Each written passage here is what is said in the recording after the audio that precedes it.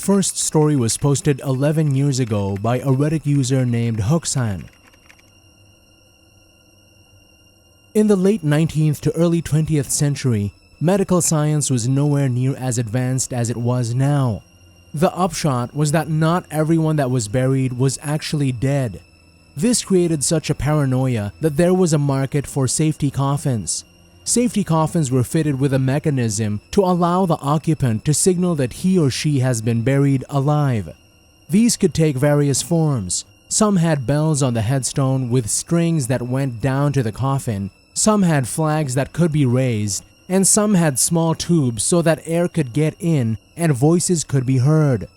In a small town in the southern USA in 1857, the local gravedigger heard a bell one night while walking through the cemetery. It was clearly one of the bells from a safety grave. He went to see if it was children pretending to be spirits. Sometimes it was also the wind. This time it wasn't either.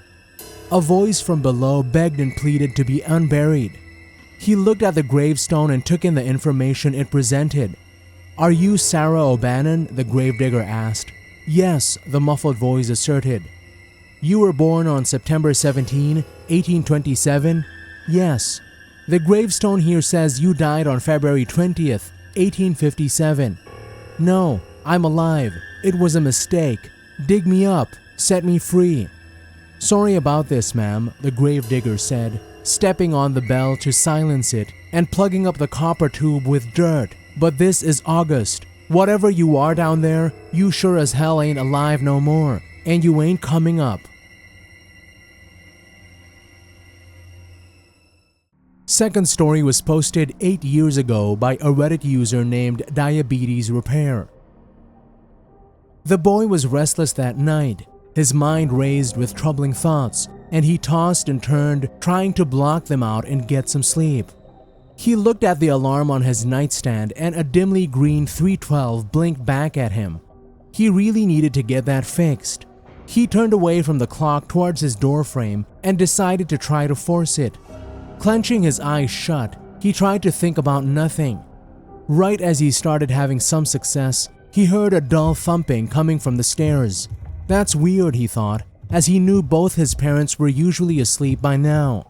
He squinted out of the cracked door, heart racing. At the end of the hallway was the huge silhouette of someone or something. It lumbered towards his parents' bedroom, the thumping surprisingly quiet for a figure that size. The boy broke out into a cold sweat and clenched his eyes shut again. He was imagining things. That was probably just his dad. The shadows were playing tricks in the night, he reassured himself. Just as he was certain it hadn't been real, he heard a louder thunk from his parents' bedroom. Then came a muffled gasping. The boy's heart was racing, and he almost called out for his parents.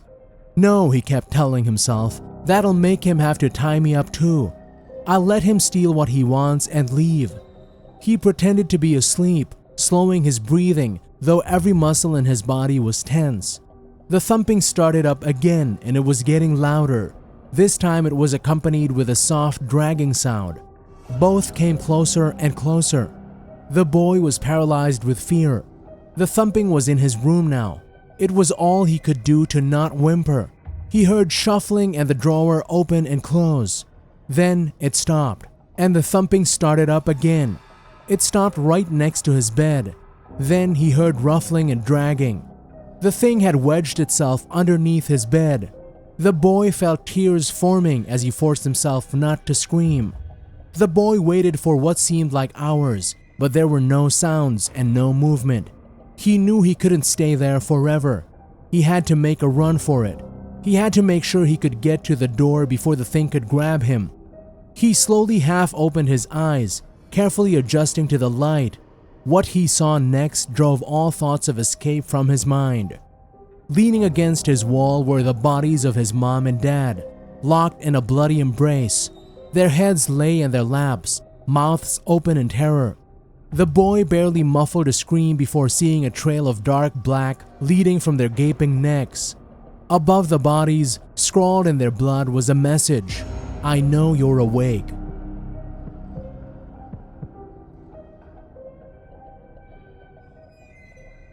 Third story was posted 4 years ago by a Reddit user named Tupik. In my city, Jakarta, there is a popular urban legend of a ride-hailing driver booked by a female ghost. There are several stories, but I remember this one clearly, as this one was told by the driver himself to me. He got an order from a female at 11 p.m. Usually, most motorbike riders wouldn't accept orders this late due to safety reasons. But this man was chasing his last point so he could get the bonus, and he took the order. At first, he was rather suspicious because the destination point was located at the front of Jarakpurut's entry gate, a well-known cemetery complex. So he sent her a message, "Is this destination correct?" And he got a short reply, "Yes." So he just drove and picked the girl up. There was nothing suspicious about the girl. Long black hair, red lipstick, wearing blue jeans and white shirt, just like any normal girl. So they went to the girl's residence. The driver then said that she didn't talk at all during the trip, but he really didn't mind. He just drove through the usual route. The distance between the pickup point and the destination point was not far, only 5 kilometers away, about 2.5 miles, and he knew the road very well. He estimated they'll arrive in 5 minutes or less. When they were about to reach the destination, he asked the girl, "Where should I drop you off, miss?" But there was no response or answer from the girl. He looked at the mirror and he almost fell off of his motorbike. The girl wasn't there anymore. But that was not the worst part. When he looked around, he suddenly realized that he was already inside the cemetery complex. He drove frantically to the gate and went to a 24-hour coffee shop nearby. There were few customers there. The shop owner looked at him and asked, "What did you do in the cemetery at 1 a.m.? He quickly checked his phone and damn right, it was 1 a.m. He then opened the ride-hailing app to check the order from that girl, and as you've guessed it by now, there was no order from her at all, and he was still 1 order less from his bonus that day.